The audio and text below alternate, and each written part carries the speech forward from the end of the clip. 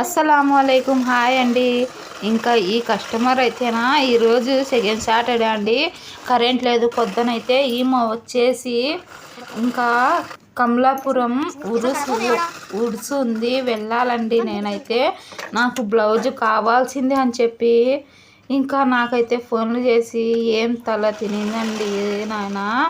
Current లేదు, కాళ్ళతో కుడదామా, నాకు కాళ్ళు అస్సలు నొప్పి, అస్సలు బ్యాక్ పెయిన్ వల్ల నేనైతే నా కాళ్ళు నొప్పితో అల్లాడుతున్నా అని చెప్పినా కానీ అక్క ప్లీజ్ అక్క నేను ఉడుసు కట్టుకొని పోవాలక్క అంటే ఇంకా కరెంటు వచ్చేంత వరకు మెల్లిగా అయితే లైనింగ్ అదంతా జాయిన్ చేశానండి.